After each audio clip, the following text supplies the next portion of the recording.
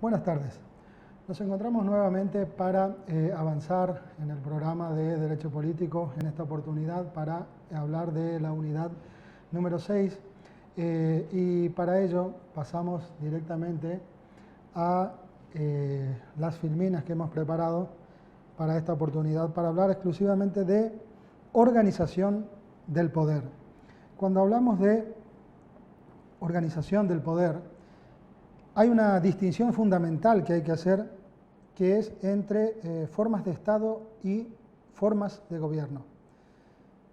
Específicamente hablando de formas de Estado, es la relación estructural de los elementos de la organización política. Como otros temas, también aquí se han realizado distintos tipos de clasificaciones. En este caso vamos a tomar una clasificación realizada por Vidal Campos,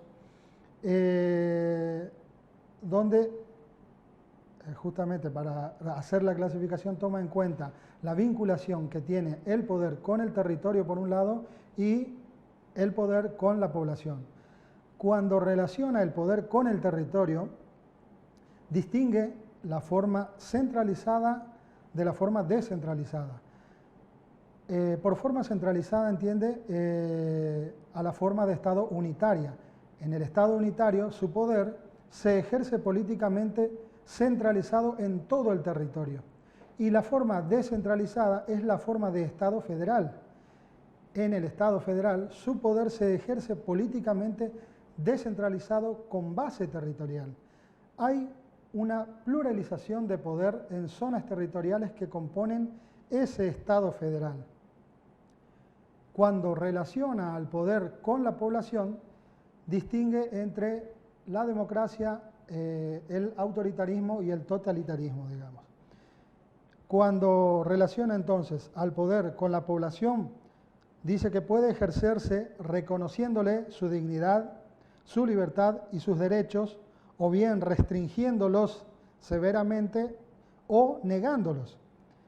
El reconocimiento, en este caso, implica la forma de Estado democrática. La restricción implica la forma de Estado autoritaria y la negación implica la forma de Estado totalitaria. Adentrándonos en el totalitarismo como forma de Estado, se trata de una forma de Estado que podría encuadrarse junto con el autoritarismo en una noción de Estado no democrático. Se caracteriza por la falta de reconocimiento de la libertad y los derechos del hombre mediante su total negación.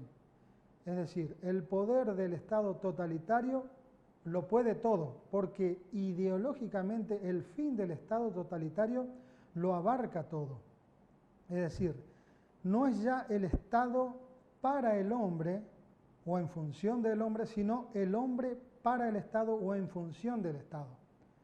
El totalitarismo, o dentro del totalitarismo, podemos distinguir un triple monismo o monismo triple.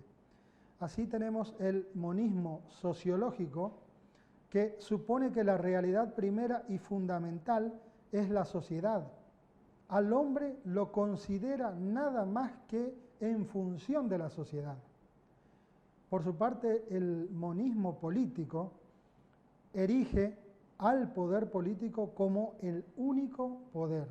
Y el monismo jurídico entiende que el totalitarismo maneja su propia concepción del derecho. Pasando a la democracia, o hablando de democracia, cuando el poder en relación con los hombres se ejerce respetando la dignidad, libertad y derechos de la persona humana, tenemos la democracia como forma de Estado. El Estado es democrático cuando el hombre queda situado dentro de la comunidad política en una forma de convivencia libre, que asegura su dignidad, la libertad y sus derechos individuales. Presupone la convivencia humana en justicia y libertad. Ahora, hablando de democracia, se puede distinguir entre centralización y descentralización. Es decir, el poder político está centralizado cuando la autoridad que rige al Estado monopoliza al poder de mando y el ejercicio de las funciones que caracterizan a la potestad pública. Y la descentralización consiste en admitir que grupos sociales compartan el poder del Estado con carácter público sobre determinados lugares o sobre determinadas materias o personas. Ahora, hay formas de descentralización, es decir, la descentralización política puede llevarse a cabo con diferentes criterios. Así tenemos el criterio que toma como base al territorio. Se toman distintas partes del territorio del Estado para reconocerlas como unidades políticas autónomas con poder político. Así, también tenemos la forma de descentralización que toma como base la nacionalidad de los hombres. Supone que la población de un Estado es heterogénea desde el punto de vista de su composición étnica. También tenemos la descentralización que toma en cuenta los intereses profesionales. Reconoce a un grupo profesional en razón de su actividad, trabajo o función, el ejercicio de una porción del poder estatal. Hablando exclusivamente del federalismo como forma de Estado, debemos decir que es la forma de Estado en la que el poder se ejerce descentralizándolo políticamente con base territorial. El Estado federal es el todo y los Estados miembros son las partes. Estas partes reciben nombres distintos en el derecho comparado. Así, en Argentina, por ejemplo, todo el mundo conoce, se las llaman provincias, o en Estados Unidos o Norteamérica se las llaman estados, o bien en Suiza, que en este caso no tenemos mencionado, se la conocen como cantones. Ahora, la estructura común del federalismo, es decir, puede describirse del siguiente modo. Todo Estado federal tiene esa forma de organización porque su Constitución así lo establece. El ordenamiento constitucional del Estado federal presenta una estructura de triple relación entre la federación y sus partes. Esa triple relación es de subordinación, de participación y de coordinación. La relación de subordinación, la Constitución federal es suprema.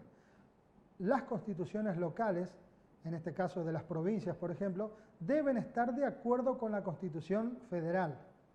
La relación de participación implica que los Estados miembros toman parte de alguna manera en las decisiones del Estado federal. Y en la relación de coordinación, en virtud de esta, se reparten o distribuyen las competencias entre el Estado federal y los Estados miembros. Hay que hacer una distinción aquí entre confederación y federación o federalismo, digamos. No hay que confundir. La federación no debe confundirse con la confederación. Los dos términos, confederación y federación, no son sinónimos, sino que presentan diferencias. La confederación es una unión o alianza entre estados soberanos e independientes que se lleva a cabo mediante un pacto o contrato para fines parciales y determinados, como la paz o el comercio, por ejemplo. Su origen es un pacto y la unión que surge de ella no llega a crear un Estado único y nuevo con los Estados miembros. Existe un mero vínculo o alianza entre ellos. La Confederación establece uno o varios órganos permanentes para ocuparse de los objetivos propios de ella, cuya competencia se limita a las facultades taxativas otorgadas por el Pacto Confederal. En la Confederación también las competencias del órgano confederal se ejercen sobre los Estados miembros y no sobre la población de estos. También los Estados miembros retienen su soberanía y su personalidad internacional. Y por último, en la Confederación, los Estados miembros pueden separarse unilateral y voluntariamente de las mismas, es decir, tienen un derecho conocido como de secesión, o negarse a cumplir las decisiones del órgano. Ese sería el derecho de nulificación. Hablando, hasta recién veníamos desarrollando las formas de Estado. Hablando ahora de formas de gobierno, las formas de gobierno se refieren a la estructura del poder en el Estado, es decir, a la organización del poder de autoridad. Dentro de estas formas de gobierno podemos distinguir al parlamentarismo, el presidencialismo y la forma de gobierno republicana. El parlamentarismo, o en el parlamentarismo, el órgano o poder ejecutivo es agente del Parlamento. Para gobernar, el poder ejecutivo necesita que el Parlamento le preste su apoyo o respaldo, que se exterioriza a través del voto de confianza que el Parlamento otorga al Ejecutivo.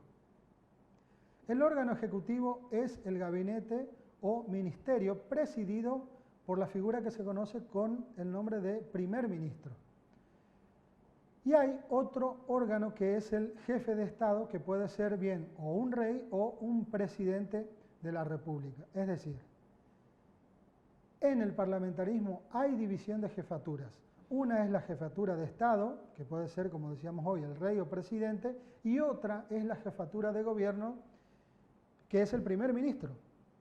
El poder ejecutivo en el parlamentarismo es ejercido por el gabinete o ministerio, encabezado por el primer ministro.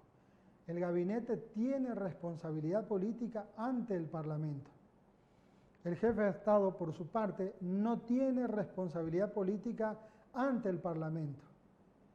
El gabinete o ministerio refrenda todos los actos del jefe de Estado. Y hay que tomar en cuenta el papel importantísimo que en este juego y cotejo o lucha de fuerzas tienen los partidos políticos y el cuerpo electoral. Normalmente el primer ministro será líder del partido mayoritario que ha triunfado en las elecciones. Por su parte, el presidencialismo, o en el presidencialismo, no hay división de jefaturas, al contrario, la jefatura del Estado y la jefatura del Ejecutivo son asumidas por el presidente de la República. En el presidencialismo se caracteriza por la existencia de un presidente, sino por la función que éste cumple y por la forma de relación que tiene con el Parlamento. Lo típico del presidencialismo, de esa forma de relación, radica en que el presidente no necesita del apoyo ni de la confianza del Parlamento. En el presidencialismo, el presidente gobierna, administra y ejecuta libremente. En la forma republicana, que es otra de las formas, podemos decir que suele mencionarse con cierta autonomía entre las formas de gobierno, ¿no? El término república deriva de la voz latina compuesta por las palabras res, que significa cosa, y pública, cosa de todos. Entonces sería cosa pública o cosa de todos, podría ser el término originario, digamos, en la voz latina. La doctrina señala como sus elementos característicos, por un lado, la división de poderes, que es la que conocemos, ¿no? El poder ejecutivo, legislativo y judicial, la elección popular de los gobernantes a través del voto, la periodicidad en el ejercicio del gobierno. Saben que cada cargo electivo tienen, de acuerdo sea presidente o diputados o senadores, cada uno tendrá un periodo de ejercicio de sus funciones. La publicidad de los actos de gobierno, por otro lado, es decir, cada acto de gobierno debe ser puesta en conocimiento de toda la población, la responsabilidad por los actos de gobierno y, por último, la igualdad de los individuos. De esta forma, hemos hablado de las formas de gobierno y de formas de Estado. Dando por finalizado así entonces esta unidad número 6 y reiterándole, aunque parezca, valga la redundancia, reiterativo, la necesidad de complementar esto que acabamos de ver con la bibliografía que aconseja la cátedra para estos temas. Nos volvemos a encontrar entonces en la próxima unidad. Hasta luego.